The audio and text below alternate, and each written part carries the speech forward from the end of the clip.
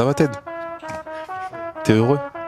Bon, ça sera dans les backstage pour ce début de podcast.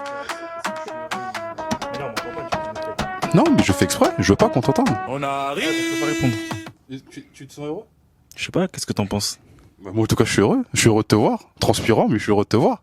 Qui transpire? Moi? Et c'est pour ça que j'ai la serviette. Non, plus sérieusement, salut à tous, salut l'équipe. Premier épisode de 2G French Talk.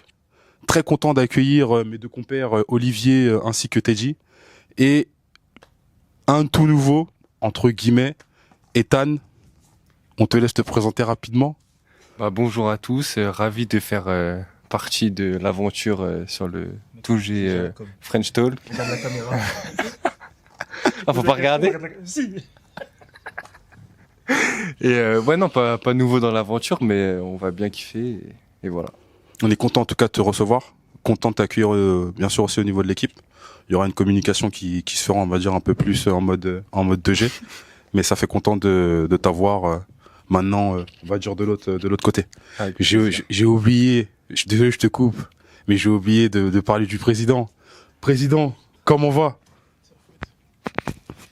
Mais merci monsieur Boss d'être à l'initiative de ce projet-là, de G French Talk. C'est une émission qui rassemble l'environnement du sport, donc on va bien s'éclater, on va s'amuser.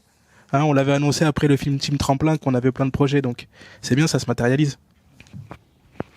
C'est ça, exactement. Donc l'objectif de 2G French Talk, c'est tout simplement, comme on l'a déjà dit sur nos réseaux, ça va être de parler de sujets divers et variés, mais qui sont d'actualité, pour parler, pour que ça parle au plus de monde possible, et aussi de donner la possibilité aux personnes qui regardent la vidéo et ou qui vont partager les différents podcasts, de potentiellement les inviter, en tout cas ils peuvent s'inviter pour justement parler de sujets qui leur tiennent à cœur, qui soient d'actualité ou non, mais en tout cas de pouvoir partager au maximum nos différentes visions sur différentes thématiques. Aujourd'hui, c'est un sujet qui va me parler fortement. En off, on a essayé de m'allumer, mais c'est fini. Maintenant, après 22 ans de disette, c'est terminé. Oui, un problème, Ethan? Non, le Harambol a gagné, c'est triste. Ethan, il a chippé. Le Harambol, exactement. Point d'attention. Je pense que vous avez dû le comprendre. Pour l'enregistrement, on n'est pas encore arrivé à la fameuse finale, mais c'est mon équipe favorite que je supporte depuis déjà presque plus de 25 ans. Arsenal, champion du monde. Pas d'Angleterre, du monde. C'est comme la NBA. C'est comme la NBA, les gars. Mais plus sérieusement, pourquoi ce thème, cette thématique, ce sujet, pour moi, c'était au-delà de rester fan de l'équipe, c'était aussi j'ai trouvé un parallèle entre la victoire en première ligue, pas en champion du monde, hein, j'abuse un peu, mais en première ligue, un parallèle entre le leadership qu'a pu pousser et amener Arteta, qu'on aime ou qu'on n'aime pas, et le mental des joueurs. Je trouve, après 22 ans, après des saisons de galère, oui, Ethan, je sais que ça te dérange, mais après des saisons de galère, Même pas né, parce que Arsenal, ils ont gagné le dernier titre. non, mais t'étais né pour de vrai? Non, j'étais pas né. T'es pas né? C'est quoi, 2003-2004 la saison? Ouais, c'est les Invincibles et tout. Ouais, t'as bien révisé, mais J'ai pour bien moi, t'étais révisé, même pas mais né. j'étais pas né. Ouais, t'étais pas né. Non. T'étais en projet peut-être, mais t'étais... Ouais, et encore, hein.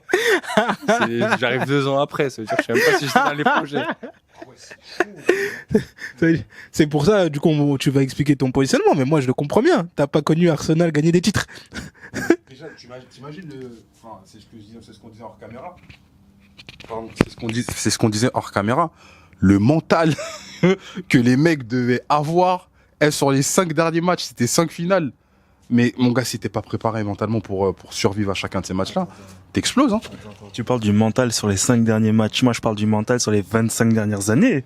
Comment tu peux aimer un club 25 années d'affilée, vous remportez rien? C'est la fidélité. Non, mais on parle de fidélité, tu vois. On dit parfois certains types de garçons ne sont pas fidèles. Mais tu es la preuve exacte qu'on peut être fidèle en amour, même pour des raisons insensées. Aimer pendant 25 ans Arsenal est une folie, mais une belle preuve de fidélité. Ah, c'était dur. Franchement, c'était dur.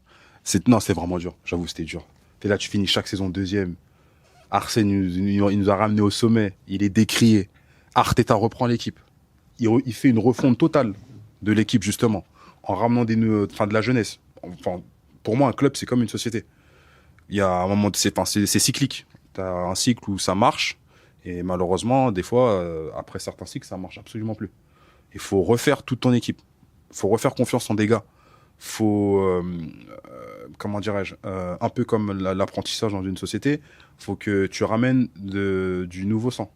Mais au-delà du nouveau sang, faut que les personnes qui ont les connaissances puissent aussi, eux, être toujours présentes, te permettre d'accompagner et de faire évoluer du coup la jeunesse, parce qu'on reste quand même des vieux, mais de faire amener la jeunesse pour que derrière, pendant ton cycle, tu remontes en haut de la pyramide. Ouais, justement, toi, tu parles d'amener du nouveau sang pour apporter un peu de fraîcheur, de nouvelles idées. Ouais. Mais moi, je tiens à souligner, je pense plutôt le deuxième aspect que tu as souligné, à savoir la continuité dans un projet. Comme dans une entreprise, il faut aussi des cadres qui ont une certaine expérience, une certaine ancienneté, qui maîtrisent les process, qui connaissent le contexte. Et en l'occurrence, dans le football, on a vu beaucoup de changements de coach cette année, en Ligue 1 ou ailleurs. Et Arteta, il faut rendre ça aussi aux propriétaires d'Arsenal, est en place depuis un certain temps. 6 ans. Et c'est le temps peut-être nécessaire pour arriver au grand succès.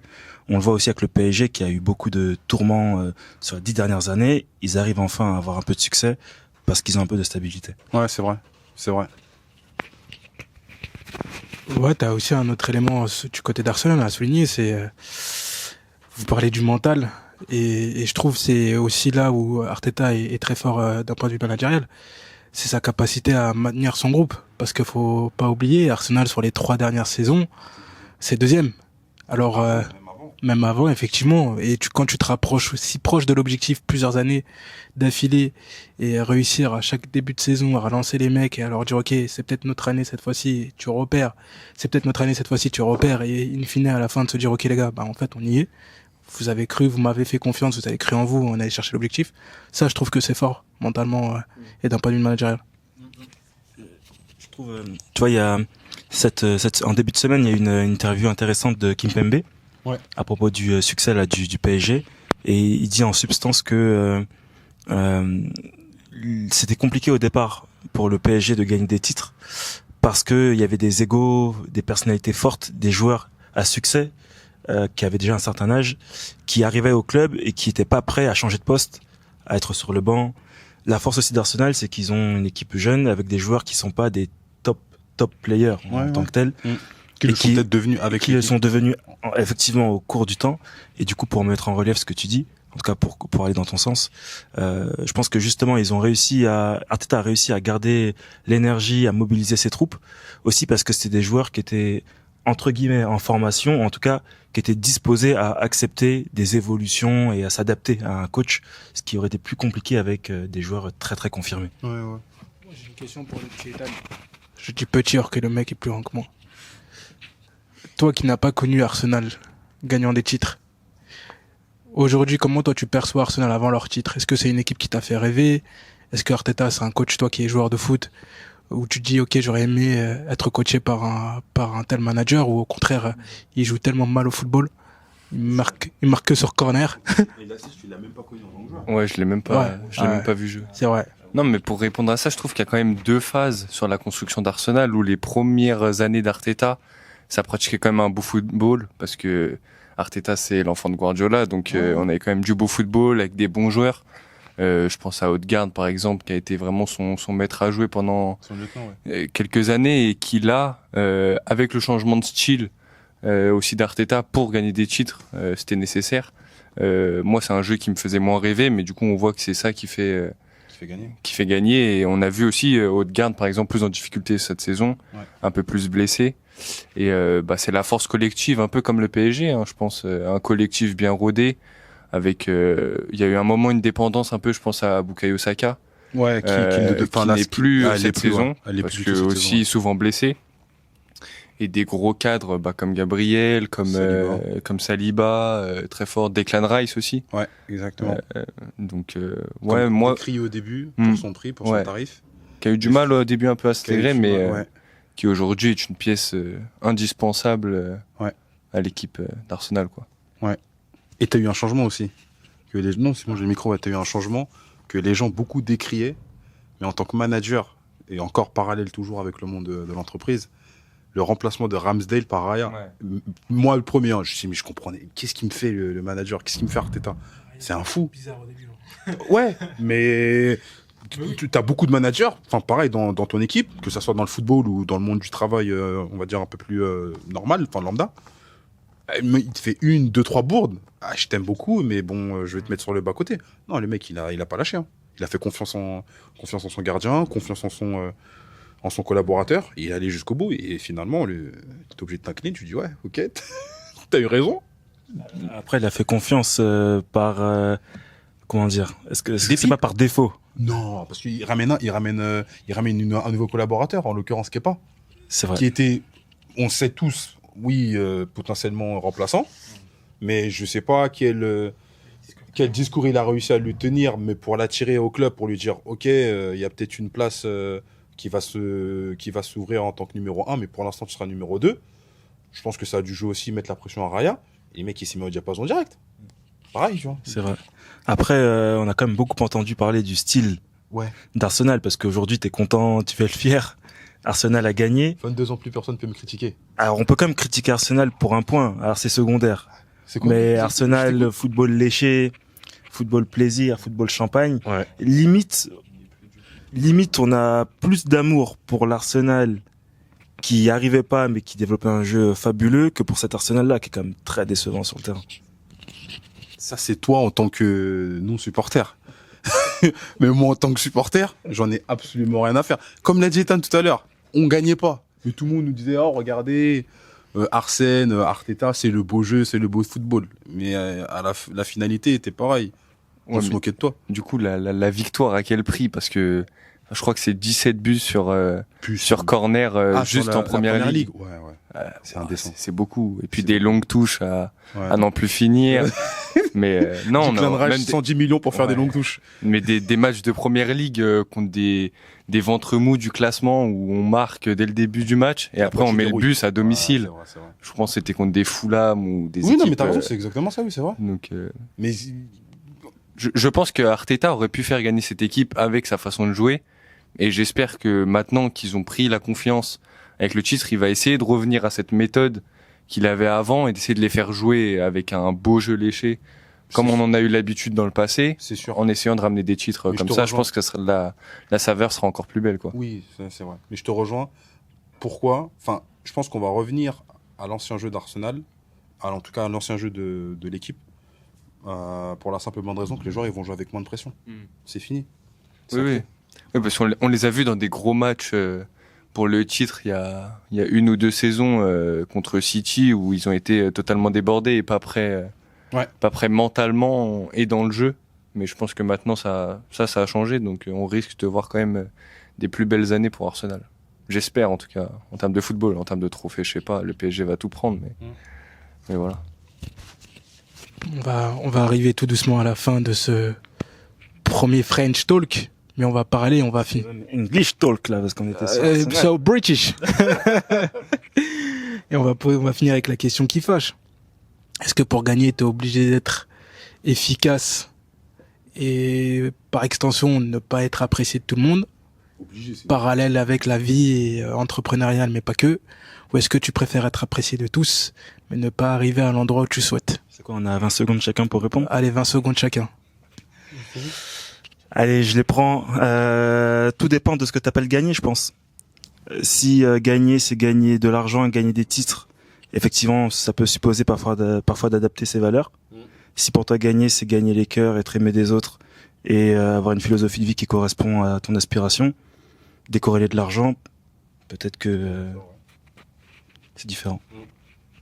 Ouais, moi je suis assez d'accord avec la réponse de Teddy, mais je pense que les objectifs fixées, par exemple pour Arsenal, mais pour une entreprise, sont que des fois, il faut faire des concessions pour arriver à ses fins et du coup à cette gagne attendue par souvent les propriétaires et les dirigeants, quoi.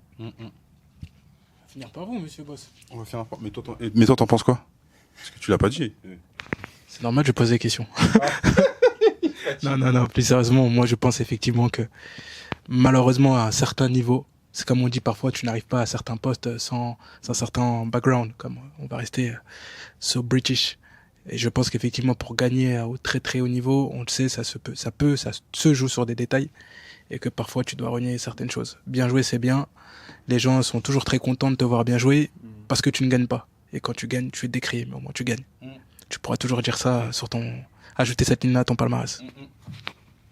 C'est bien ça, parce que ça fait écho aux supporters d'Arsenal, c'est exactement ça. C'est ce qu'on se disait en off caméra avec Ethan. 22 ans, décrié, je me faisais charrier en veux-tu, en voilà. Ouais, t'as du beau jeu, mais à la fin, tu gagnes rien.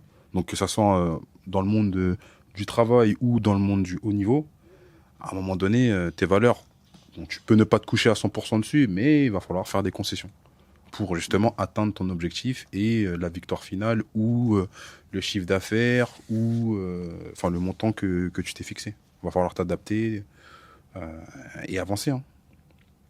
Donc en tout cas, vous allez tous me voir dimanche. Aujourd'hui, on est vendredi, mais dimanche à la parade d'Arsenal. Si vous me voyez sur Équipe 21 ou sur BFM, un garçon sur un bus, c'est moi-même. T'as pas dit toute ton expression, un garçon. Bon, effectivement, je serai à poil sur un bus. Je n'ai aucune honte, il n'y a pas de problème. Moi, je serais à poil sur le champ de Mars pour la victoire du PSG en Ligue des Champions. Effectivement, mais Chacun sa parade. sincèrement, moi, j'ai pas peur. De quoi, pourquoi? Non, ça fait beaucoup d'hommes à poil. On est né à poil, les gars, hein, c'est le jeu. Hein. Non. Mais on est né, après, voilà. En tout cas, une chose est sûre, si la vidéo sort juste après, on va sortir potentiellement après la finale, bon match à tous. Peu importe les gagnants, félicitations, en espérant que ça soit Arsenal. En espérant que ça soit Arsenal. Hein. On va remettre le trophée. On remet le ballon d'or, les salauds. Félicitations à mes Parisiens, potentiellement pour le back to win. Et pour mes Gunners, si on a la LDC, tous à poil sur l'onde et go mes Gunners. Hein. Donc, bonne soirée à tous. Bonjour, bonne journée. Et à la prochaine. Hein. Il m'a fait penser Vas-y, touch. Regarde pour voir si ça